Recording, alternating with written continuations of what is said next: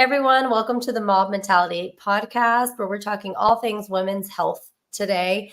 And I have Miss Lolita Guarin. I told her I was going to completely mess up her last name because she says it beautiful and I say it in the most country way possible. So, Lolita, will you please pronounce your name correctly for me? Well, first of all, thank you so much for inviting me here. Yes. And my name is Lolita Guarin. Oh, say so much more beautiful than me saying it. So today we are joined by Lolita, and she is a stress management expert. So this is going to be a fabulous topic for conversation on women's health, and also going to share some of your own personal experiences on trauma, how that impacted your health journey, some strategies on how to overcome trauma and dealing with stress and burnout in order to be healthier, have better well-being. So I'm super excited to dive into this. I do want to just this counselor side of me preface that anybody listening, if you have some type of trauma or you've experienced trauma in your life, that this may be a little triggering for you possibly. So just full disclosure to be aware, and then to reach out, of course, to a licensed therapist or anybody else that can help you along your own personal journey. So Lolita, welcome, and let's just dive in. Tell us a little bit about your background. Where are you from? You got this beautiful accent. Like, how did we get here today? Well, thank you. So I came from Lithuania 24 years ago, and I came from my American dream because, when you watch movies, money grows on trees in this country. So if you really want to get it, you just need a very tall ladder and then you're good. So I was building my ladder to get that hanging money. And I was never afraid of working hard. And I understood that if you want to achieve anything in your life, it takes a lot of strength and mental strength and overtime and, making sure you're good covering all your bases. And I basically realized later on that I was just a workaholic because I was working overtime. I had, we're talking about nutrition and self-care here. Yes. I mean, the only exercise I would do that day was a trip to the ladies' room because felt like I was chained to a desk in the office and I was just working. Mm-hmm. And I was a very big people pleaser. I did not even know what the boundaries are. And if somebody just tells me, hey, can you help me with this? I'm like, sure, of course I can help you with this. I was guilty of hurting other people's feelings and saying, oh no, I cannot do more. Also, I didn't want my supervisor to be disappointed in me and thinking, here she is asking for more money, but cannot even deliver it. And probably Yes. a lot of us can relate to that. It's like it's called life, right? It's like, well, that's just normal stress of life. That's how we all do it. So what happened in my 30s? Because I was not really taking care of my body and not really taking care of my mental state either. I just burn out. And, we're talking about what is the thing, what is burnout? What Right. is stress? Stress overall is anything that's outside, the way I understand is everything outside of your comfort zone. So, and I have clients and they do a lot of one-on-one coaching. And sometimes I go to events and I talk as a speaker as well. And I always will have one person who approaches and says, well, I'm never stressed. And I say, okay, so why are you wearing clothes? Because if your body would not be stressed from the cold outside right now, you would not need this jacket. Yeah, So that's good. stress, it is a normal way of life. Mm-hmm. When you look at nature, I know when you walk on the path and there is a grass that came through the concrete, it was stressing to get out, right? It was not the normal and not easy. So what happened to me, it influenced my health so much that it totally threw off my hormones. And, ladies know that when your hormones not friends of yours, that's going to be not a nice, pretty picture. And Mm-hmm. so I end up, just passing out on the kitchen floor. And when I got to emergency room, the doctor told me that was good that I arrived that day. Otherwise, by tomorrow, I will be dead. Oh, wow. So I don't want to get too many details, but I had to go through surgery. And all of this was in my 30s. And I was like, oh, come on, I'm in 30s. I'm supposed to be young. This has nothing to do with this. But then when I was talking with the doctor, and when I was asked, like, okay, what would I do? And when any other stress was came out, okay, it's not like, okay, we need to give you meditation and you will be, like some issue, something. It was totally pure stress. It's a burnout where, I was not even able to fall asleep anymore. I obviously was not sleeping well, because I didn't eat full nutritious food. It was just like, pizza, donuts, whatever you find in the break room. And I was so into like, oh, you just buy something frozen, throw in the microwave, and there you go. That's enough.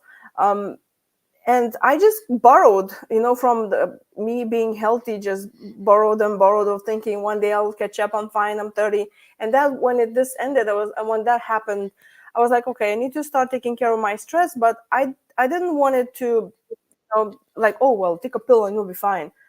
I was not like depressed or anything, or any other issues. I was like, no, that had totally had to do how I take care of my body, what I eat, how I sleep.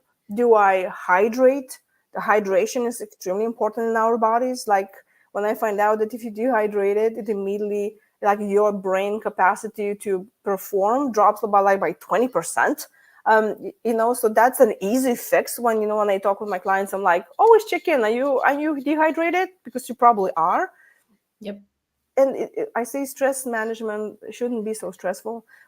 Just doing some little changes. So what happened? I became so passionate of doing those, what they say, stress management staples of, like, you eat nutritious food, you try to go to bed early and have your exercise. And it got better. I got so much better because I was taking care of myself more. So I became stress management coach because I was just so passionate about this. And I was just telling all my friends and family, you need to do this and you need to do this, and this helped me. And they're like, you know what, you need to be coach. And I was like, oh my gosh, I love that. I love helping people. Yes. But the last piece of the puzzle, it really fell into place, that made all the difference the way I see life in general. It was when I was reading a book about how to get coaching clients.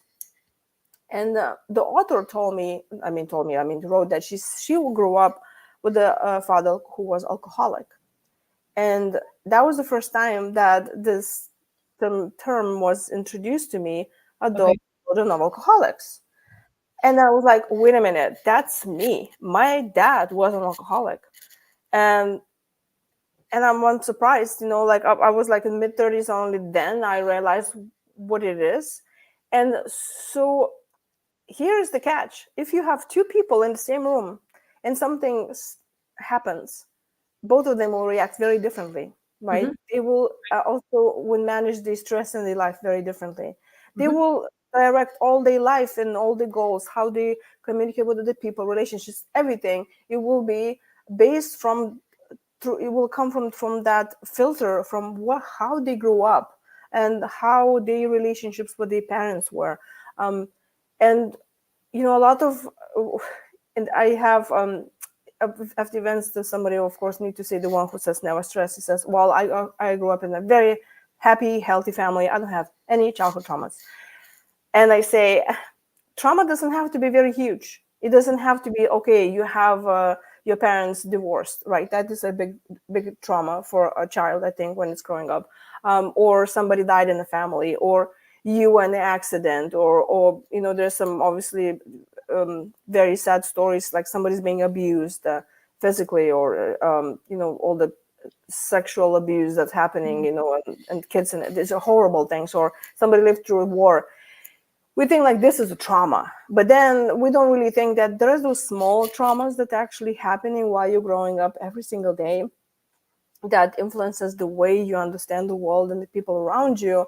And then I realized, okay, now I know why that explained why I was a workaholic, why I had a problem of saying no to people, because I was people pleaser. So those who listening now and they say, well, I thought I had a nice childhood. So the needs of a child is to be safe and supported and seen and validated for who they are. Just the way the beautiful come out, with all the personality and quirks, we, at the end of the day, we all want to be happy and to be understood and taken the way we are. And so when we were kids, just because somebody wasn't physically beating you, just because somebody was not physically abusing you, that doesn't mean you don't have a little bit of trauma.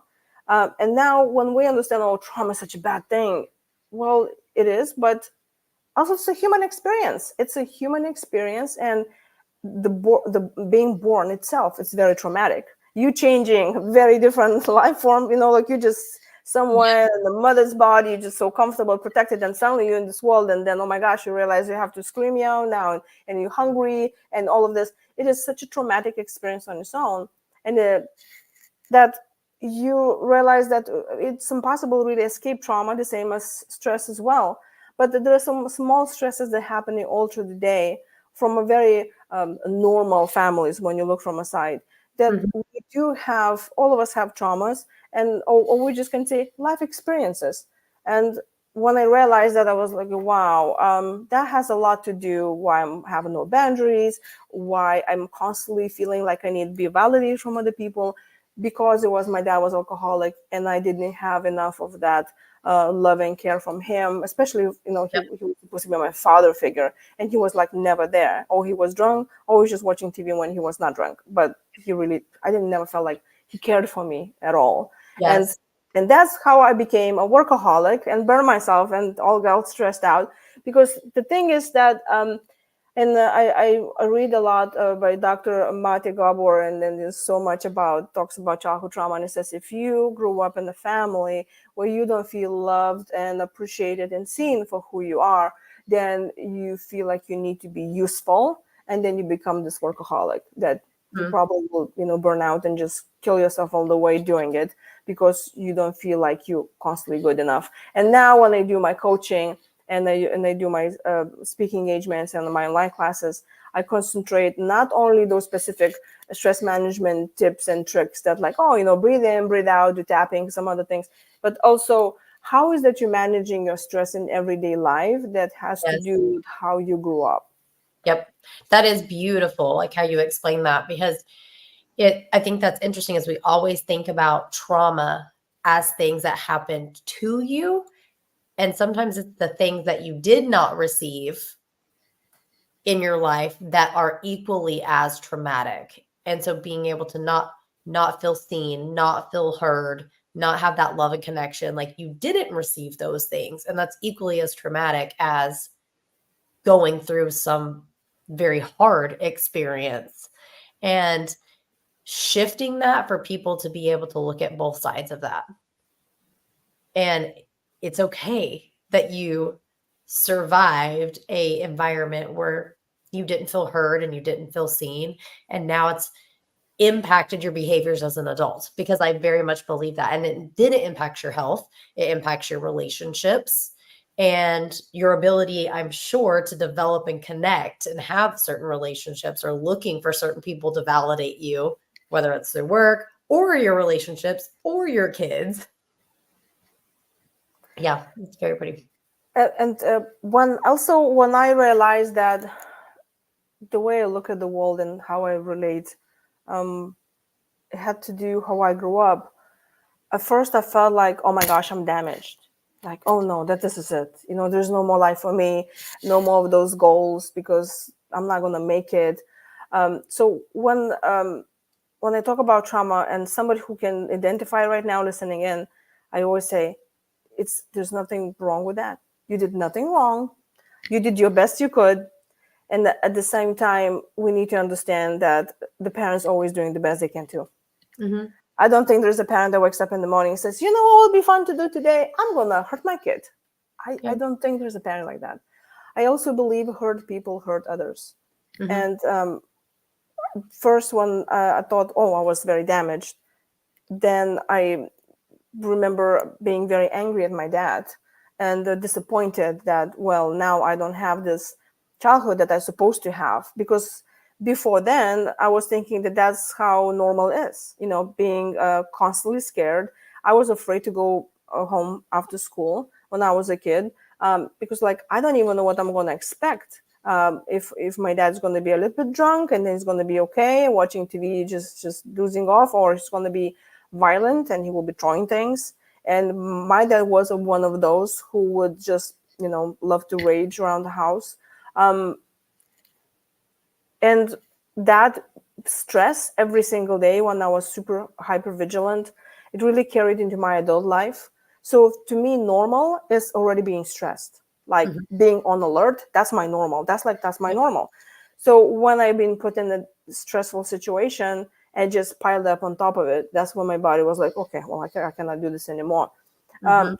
But the big healing for me, they came also, I realized that, okay, I became very angry at my dad. And, anger in our society is not a good thing because we're supposed to be all nice and pretty and happy and smiley, especially women. I was stress management coach already at the time when I discovered this. So I was like, no, anger is bad thing. But I was like, no, I need to accept myself for who I am, and it's okay. And I stopped being angry at myself for being angry. Yeah, isn't that unique? Yeah. I'm like, I should have been better than this. I thought I had the grip on this. I can do this better. It's like, no, it's okay. So then when I finished this cycle of just being angry, just let that anger go, I realized that only hurt people hurt others. And I realized that my dad had his own pains and sufferings from his childhood trauma. And my grandparents, we never had good relationship with them. And he always felt excluded because he had sisters and brothers, and all other kids were taken care of, but he was the oldest one. So he had to always take care of them. But I remember when I was a kid, I would be home after school, and my dad will get back drunk, and he will call his dad or mom, whoever pick up the phone, and he will ask them, he will be like, why you don't love me? Why you don't love me? What did I do? Yeah. And, when I remember that my dad was going, and when I think all the addictions, drugs, drinking, shopping, sex, whatever it is, it's just a way to soothe ourselves and our pain. Because if you cannot process the pain, you want to escape it. And that's how my dad was escaping it. Drinking himself like that, it was because he was hurt as well. So when I realized that my dad is not really this grown-up man, this authority that can take care of me as a child, he was a child himself still that didn't get love and appreciation from his own parents. And like you said, it's not about what you be given, but also what you didn't get. And my grandparents never had addiction problems that you can see.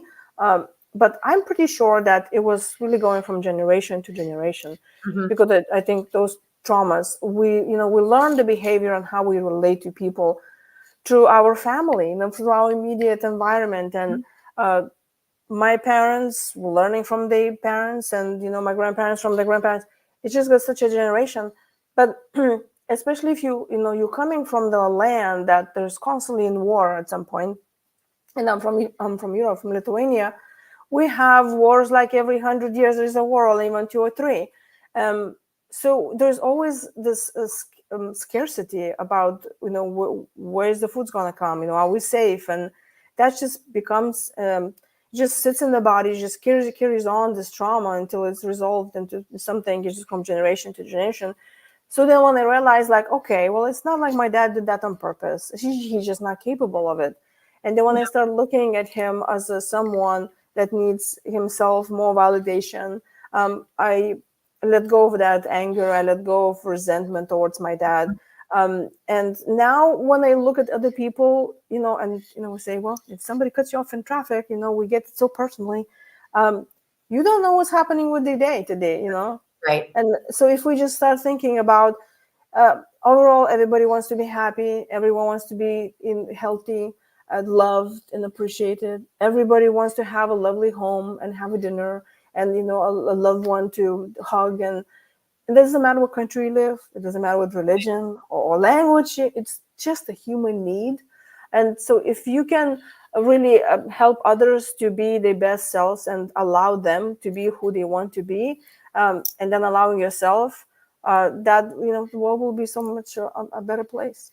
It will. And even touching on that, the generational patterns, because allowing yourself to be angry, I think you had to experience that anger in order to be able to actually move past and through the anger instead of just letting it sit. And then who knows what type of unhealthy behaviors you could have led into. But I also feel like it's like when we have these generational things, I come from a very similar background of a lot of alcoholics in my family, and knowing it's like I don't want to live these same unhealthy patterns that I grew up very exposed to, and know that it's very easy. It's very easy to allow that to happen. But being able to say, it's like you may not end up being an alcoholic, but you may end up dealing with your hurt or life through being a people pleaser. I believe that's a form of an addiction in itself. Yeah. Overeating, being obsessed with performance driven and finding that validation in that way, that stress, that burnout. And so it's like unhealthy behaviors go far beyond being exposed to drugs or alcohol or, whatever that may be. And so being able to actually sit in that emotional state and be like, where do I want to go? What do I want? What I don't want for my life? Allowing yourself to be quiet and realize that we all have our hurts, and find out what type of person you actually want to be. I think there's really something special in that. So whenever you were in the hospital, it's like you were laid out on the kitchen floor, you ended up in the emergency room, and it's like, okay, this stress has to stop. What were some things that you began doing? Because I mean, that's an extreme level of burnout. That's the end of the world, pretty much. Yes. So it's like I feel like I want to help women from getting to that point, to that level of burnout. And if we can, so what are some of the signs and symptoms of burnout?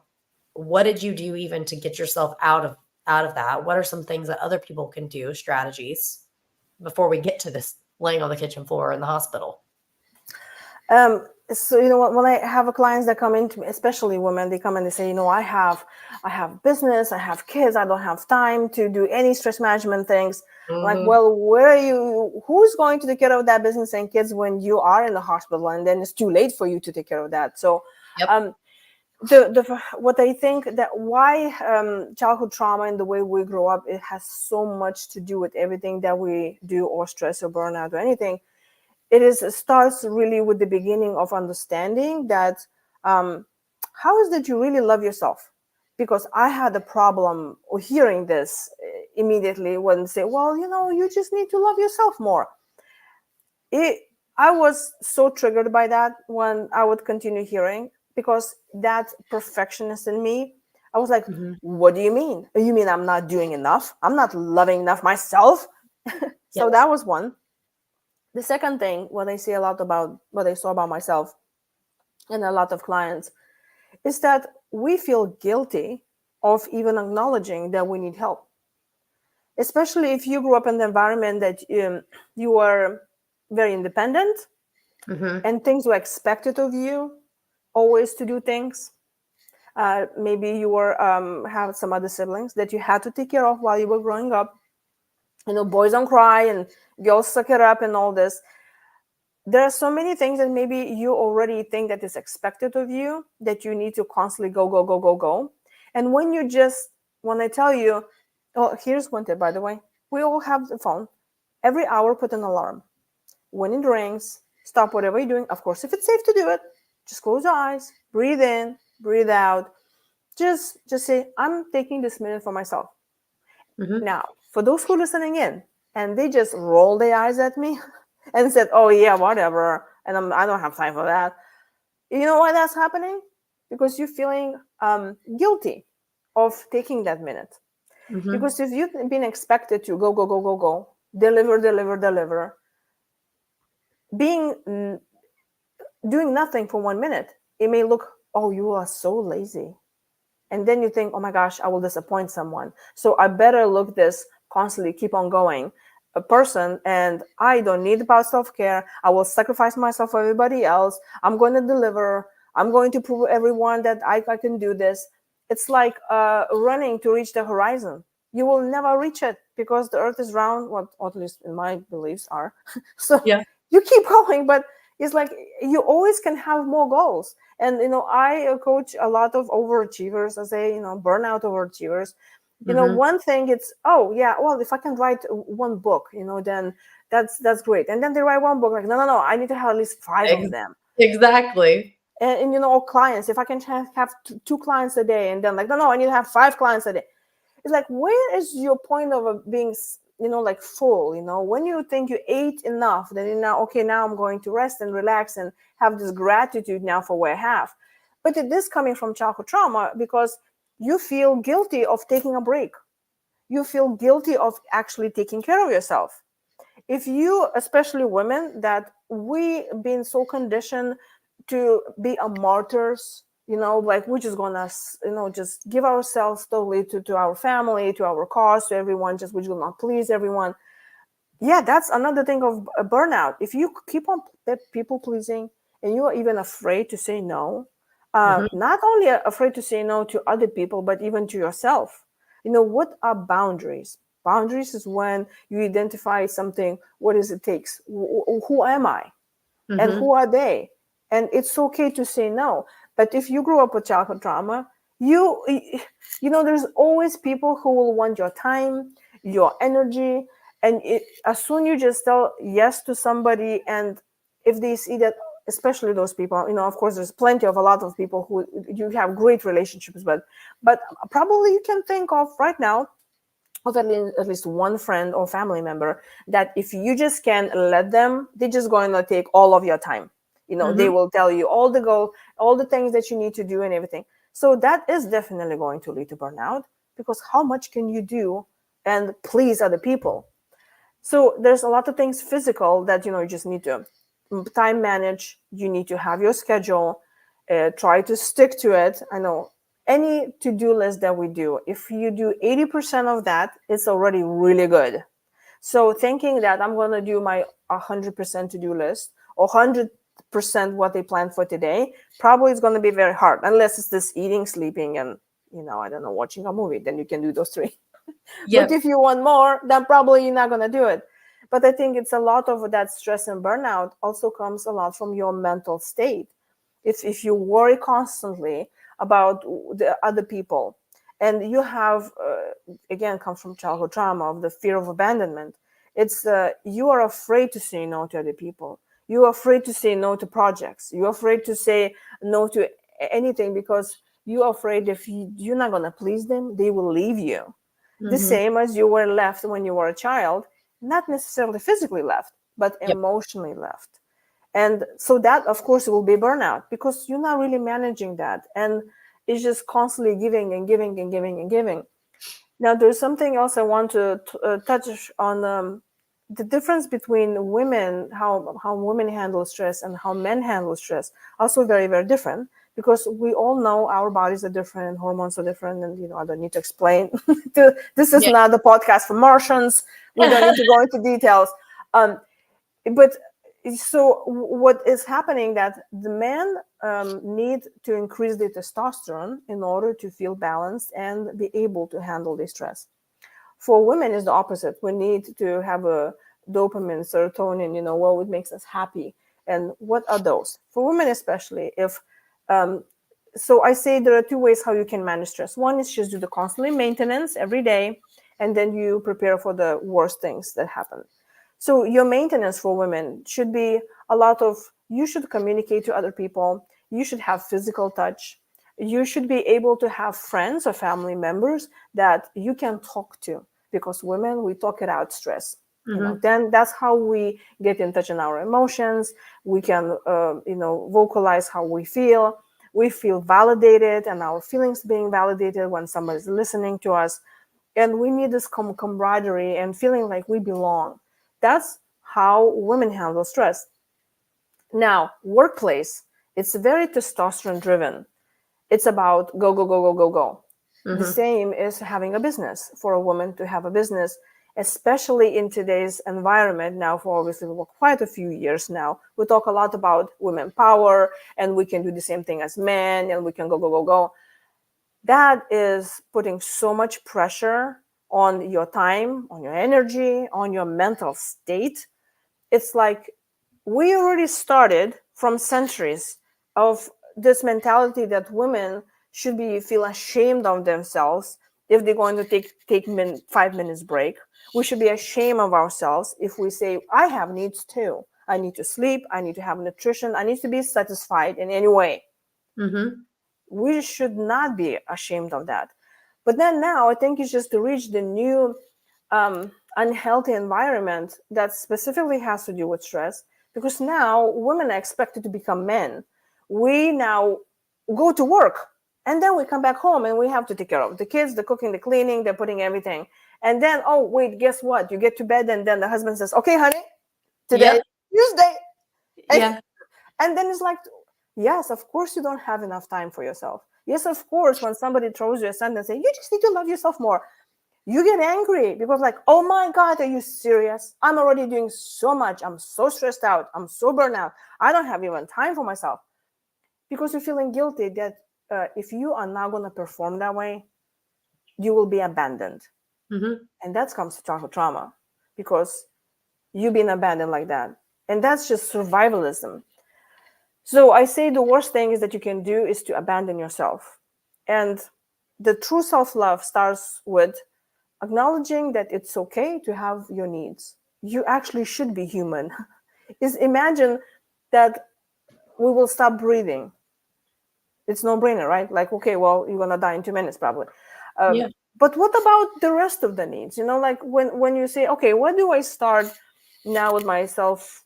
Self-care, and how can I be more healthier? And first realizing that you impact people around you. If anybody is right now listening and they say, oh, I don't have time for this, it's like, first of all, you need to take care of yourself and your maintenance so you don't end up in the hospital or dead. But also, if you're in a better mood, your kids in a better mood, and the people around you in a better mood, that's the support they need. If you're taking care of your body, of your nutrition, you teaching your kids how to take care of their body, of their nutrition. If you're taking care of your own mental state, if you showing them that how to manage your emotions, that having emotions, then you have to honor yourself and say, you know what, I'm feeling frustrated right now. And you vocalize it, by the way, that's a good tip. If you just feel the emotion and you put a label on it, it's been proven that it separates you from that emotion. That's mean you can release it, you can handle it, you can look at it, and you can let it go. So I think, like, for example, like alcoholism, right? I heard this over and over that, well, being an alcoholic is a disease and it's very genetic and goes from generation to generation. So if your dad was an alcoholic, you're probably going to be an alcoholic too. I am not an alcoholic, okay? But I think it's not really the way how things happen. It is because the parents don't know how to handle their stress. Parents don't know how to handle their emotions. And so they don't teach nothing for their kids. The kids learn that, okay, if I'm upset, I'm just going to drink. Yep. And that's beautiful. And that carries on. So it's like a story of saying, let's say there are two roads, and the person wearing red shoes went to, let's say, to Washington, D.C., okay? So now you think, oh my gosh, I need to put red shoes, and then I'm going to get to Washington, D.C. No, shoes has nothing to do with that. You need to be on the right path. Yep. So it's the same, like it goes like, so it's, if you don't know how to even honor yourself, honor your needs, you will never teach your kids, you will never teach anyone else. But not being really ashamed of it and realizing that, no, that's my human right to be happy, to be healthy, and take care of my body. Listen, and Thank you. just to honor the way you are, and there's nothing wrong with that. Mm-hmm. That is a huge thing, that then after that, any diet will start working for you. Any exercise, because now I can tell you a lot of things like, okay, schedule, a meditation in your day, eat nutritious food, go for a walk, hug someone, do something that you love every day, like you find something that you love to do, even like reading, like somebody, I have clients who like, I love reading. I'm like, wonderful, but I don't have time to read. I'm like, well, guess what? Do 5 minutes read before you bed, or I don't know, while you're stirring a pot, read 1 page. But what happens to your brain is that you do something that you like. So that's mean you increase dopamine. You're like, okay, look, I'm happy now because I'm reading. Yep. More than this, you show up for yourself. You show yourself that you take care of your own needs. You honor your needs and you build trust in yourself. So when in the future something happens, you already trust yourself enough that you will know you will handle that. So the stress is more managed, the burnout is more managed. And I had a client. She told me that she likes coloring books, and I said, well, that's wonderful. Why don't you color before you go to sleep? It just keeps your mind calm. And then she after a week, she on the next session, she said, I don't think I can do this anymore. I cannot just stop in the middle of this drawing. I need to finish the whole page, and I usually fall asleep while I'm doing this. And she was obviously high performing and overachiever. Yep. And I was like, wait, this is not the way it should be. Stress management should not stress you more, okay? Yeah, but that's a good thing that she was actually in such a calm state to realize, like, it's okay to not finish the page. It's great that you actually get to that level of calm to fall asleep and shut off your brain. So there are plenty of tips and tricks, but you always need to think, what works for you? How Yes. can you bring more happiness in your day every day? And you do something that's maybe 5 minutes that it keeps you excited and keeps you that you're taking care of yourself, because that's what the huge difference is, where you can do small things but make a huge difference. Then you bulldozing yourself into something that you don't even feel that you really want to do it. Yes. I love that. And being able to just think, stopping to get quiet enough to ask yourself how you feel, what do you need, what do you want? And very similarly, it's like building that confidence. Of, like, I had a client and she was a mom, and I'm like, it's okay also to communicate with kids and even young kids that mommy's feeling a little frustrated today, or I'm a little, short, or we're running out of time. So I'm going to need you to listen, and I'm only going to tell you once. And being able to just separate, like you said, to give that separation between, and setting an expectation between your kids and your spouse, and saying, this is where I'm at mentally and emotionally. This is what I need from you. And then even with her, it's like this, she told me this last week. She was like, this week went so much better. It was way less stressful. And like, my kids did things the first time. And it's like, because we all do, I believe, want to make each other happy and to feel good, including our kids. So it's like, if we can open up those lines of communication, and it's okay. It's okay to ask for what you want and what you need, and taking some time for yourself. So you touched on that so beautifully, of how stress and burnout and even addressing things from your past impact where you're at and how you do that. Because you cannot get to the fitness, you cannot get to the nutrition, you cannot do the things that people think they need to be doing in order to get healthy, if you actually don't give yourself the time and the space to do it. So that was so great. I know I've took a lot of your time. This was such a great conversation. Can you tell everybody listening where they can connect with you at, where we can find you, find out more? So I have 2 books that are specifically about stress. The last one that I published is called Stress Management for Adult Children of Alcoholics. Okay. It is on Amazon. And also I have another one that I published a few years back. It's called Crush Stress While You Work. So both books are full of tips and tricks and exercises and worksheets how you can help yourself to manage stress. And for those who now are ready to step into a better life, because if you're not going to make any change today, your life will, in a year or 5, will be exactly as it is right now. And you will, to schedule a consultation one-on-one with me, go to my website, beamazingyou.com.